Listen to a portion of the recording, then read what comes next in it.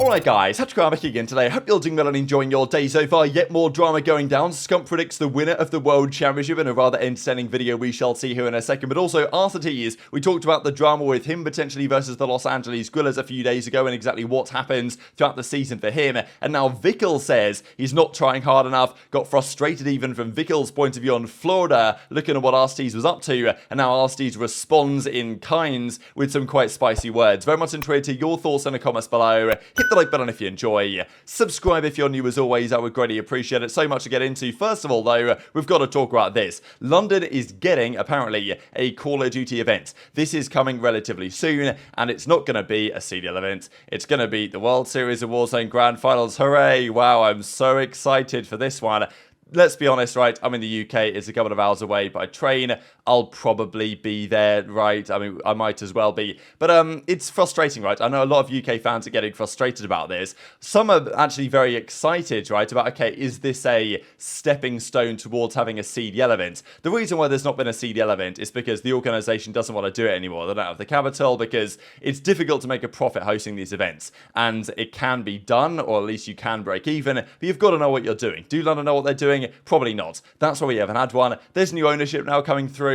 Maybe they'll do one there. Maybe they'll take it to Madrid and do one there. I don't know. Hopefully it happens. And I do think the Call of Duty and the CDL has wanted an event in London, but it just hasn't happened for the reasons we described. So Activision wants to go back to London, which is cool and, you know, good for them doing so and feeling like they're going to get a good crowd environment there, which I'm sure that they will, but it's not necessarily going to be the same. Also, I know this is a weird question, but like, do Warzone fans of competitive Warzone like really exist? And also, how many players are there that are notable in the UK for Warzone? I don't know, it doesn't feel the same. Are you going to get the same crowds for this event, like, and the excitement and the buzz that you're going to get from, like, a normal stuff? Like, is Warzone competitive even good to watch in person? Like, I don't necessarily think so, because I've tried to watch a bit of it, and it's not exactly great. So, I don't know. I'll probably be there, but I'm sure that many people are like, look, they can't be teasing us like this. They're doing a London event here where the majority of the players and the notable players are out in America anyway. I'm not exactly sure how this makes sense, personally, but am I going to say no to some Call of Duty related action in the UK? Probably not, but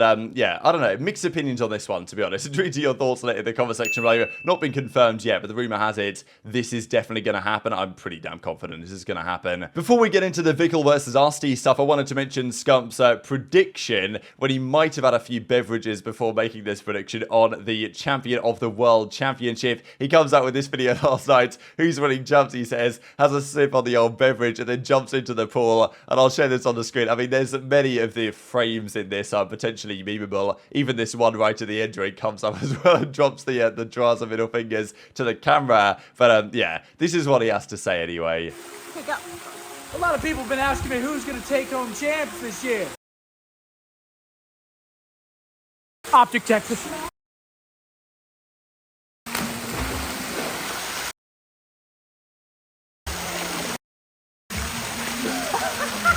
What do you think happened with OpTic? I mean, I just had a rough weekend, man. I think Dan was pretty sick from what I have heard and seen. Drem, thank you, buddy. Welcome. We'll see. Yeah, I think Dan was pretty sick, like I said, from some things that I've heard and what he tweeted. So he was pretty under the weather. And I think they just had a rough weekend, man. It happens. Not really much you can say about it. They just didn't come out and play like they knew they can. Happens. It's only one player that would happen to the other three. I mean, bro, if you have a teammate that's 25% of your team, man, if you're going into a professional match against, you know, teams that are the best in the world, if you're playing at 75% automatically, chances aren't great. And that was also Octane's perspective on why OpTic fell short at the event. He can't really talk too much trash, can he, right? Because obviously, come the World Championship, it's possible those two teams match up again. Yes, Thieves have generally had OpTic's number, and they did beat them pretty comprehensively at the event, but you never really know what's going to happen come champs. They're on the opposite side of the bracket, so if they were to match up, the most likely one, I guess, would be come the winners' finals, if Thieves were to beat Ultra and then FaZe, and OpTic were to beat Boston, and then probably the New York Subliners, assuming FaZe beat Surge in that particular scenario, which you would imagine would happen as it stands right now. But Scump reckons that OpTic are going to win, which is, of course, a prediction that he might not have made if he was entirely sober, right? Just to ensure the Juju man doesn't come and get him. But Octane makes a good point. Exactly how much Ghosty's illness affected them over the weekend is very difficult to determine and to say. Obviously, if you're like IGL and your talisman to a certain extent, and this is what I was kind of saying with Boston earlier today, right now they don't have a talisman, and maybe with Dog Martin they could. But without that, maybe in Ghosty for the OpTic guys, guys, it obviously wasn't so easy in many different aspects, and they're confident they can bounce back in various ways come the World Championship. So let's dive into some of the teams that are and aren't there. This is one of the top 12 teams in the major, the Seattle Surge. The performance over the split, I mean, Pred wasn't exactly spectacular at this stage, but I mean, still was their best player by the numbers. Simp had a very underwhelming time in terms of the hardpoint, KD especially, but all their game mode records were terrible. 1 in 5 in Surge as well. I mean, Mack has been atrocious in Surge this year, it's got to be said. His numbers, again, are absolutely shocking. This, though, is the Los Angeles Guerrillas. Very similar by the numbers, right? Another top 12 finish, and there's nothing pretty about this. The AR's got fried. I mean, a 0.7 for Arcitys in control, not exactly particularly good. I mean, it's all in the red, apart from the Search and Destroy, which is somehow a little bit green despite being a 0.85. It's not looking pretty for these guys. So Arcitys and co, they had a tough time. I can understand Arcitys' frustration. He's clearly been frustrated this year. He gets dropped from FaZe, has a couple of options right on the table, I believe. Maybe Surge could have been one. Maybe OpTic at some point this season was even potentially briefly on the table. But none of it happens. He chooses to go for this Los Angeles Guerrillas big contract over the next couple of years. And now the organization is in a spot where they probably can't guarantee that necessarily. We don't know what the future is for Arcitys. But it's got to be said that his personality this season has been a bit of a question mark. And his teammates have not mentioned it publicly, but I understand that there has been some, thoughts within that team internally that Arcitys wasn't necessarily giving and behaving 100% as maybe he should have been. And maybe you can understand why. Two-time world champion coming into that situation, you can understand why he would be frustrated at how things have gone. But fundamentally, when you've got other players from other teams starting to say it, then you get to a point where you've got to wonder if this is going to affect his stock for next season. That's what Vikul says in this clip, and therefore you can probably understand why Arcitys responds in kind. Do you think that it's a piece around Arcitys? I mean, bro, listen, guys. I'm sorry, bro. I like Arcitys. I think it's good. I have a lot of respect for him. But, bro, like, pulling out a sub, map 3, because he just wants, like, what? There's no way, bro. There's no way they go into practice and their plan on Expo control is for aLLeY to run the sub. I'm sorry.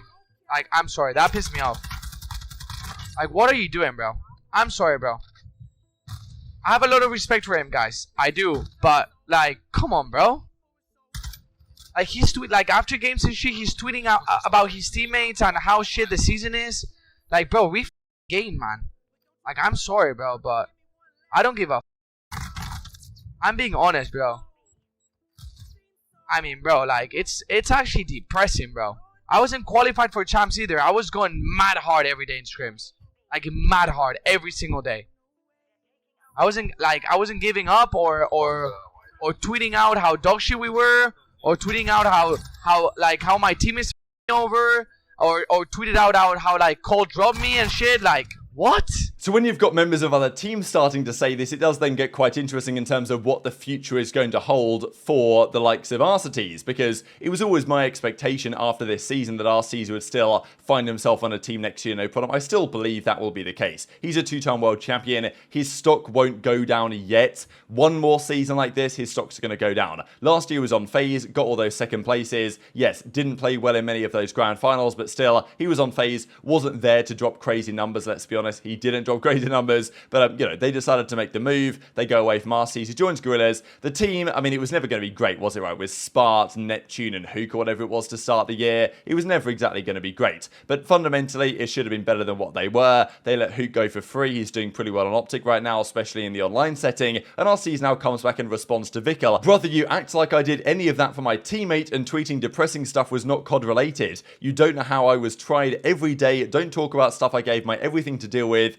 bank frauding for months every day, lost a lot of stuff, but yeah, my fault. So, yeah, really interesting tweet. Not exactly sure what he's referring to here by bank frauding. Definitely intrigued to your thoughts in the comment section below on that one. But, I mean, look, fundamentally, Arcitys was tweeting. There was a time where he was tweeting about the fact that he wanted to join OpTic. It was potentially going to happen at some point this season. It didn't happen. And, look, I can get why his teammates and, Vikul might see this and think, damn, that guy just wasn't quite fully locked in this season. It's not like Arcitys is a bad, person at all. I think he's seemingly a great great guy and has been a great teammate and very impactful player. But this year, by the numbers, like, it wasn't pretty in or out of the game, it seems. And I do think that affected the way the team performed. If Arcitys had stepped up and, been the man, I think they'd have performed better. Would they have made champs? No. Would they have maybe got a couple of better results at events? Maybe so, right? Maybe they'd have got more money in the pocket as a result. And he actually doubles down on this and says, for him to say I don't try because I tried using a sub, I tried it in scrims as well. I promise when I was tweeting it was personal stuff, not about the games itself and the frustrations. Before you talk publicly, send me a DM before you want to put dirt on my name, like at Sue brother lol at Vikul. So I'm, at him again here to make it very clear that that's his opinion, which is, I kind of agree in part in times that people are so quick to take things public and just say their thoughts on Twitter rather than maybe just send a DM and clear it up personally. I can understand why there's frustrations around this, but then again, Vikul was on stream, so, sometimes you just say stuff, it is what it is. But yeah, I don't know, what do you think about this from Arcitys, right? I can understand this perspective. My read of this is that Arcitys knows that this kind of narrative is going to hurt his stock, and it will, and I can understand it. And when Vikul's saying it, not even on his own team, then you start to realize that maybe these rumors have circulated behind the scenes to a certain extent. Is it going to affect his chances of getting in the league next year? I don't really think so. Still a two-time world champion, still had a very high average placing in his entire career and at the world championship itself, and I think should still be a lock to secure some spot next season. But if next year doesn't work out, then I think you've got big questions. So for now, I don't think this is going to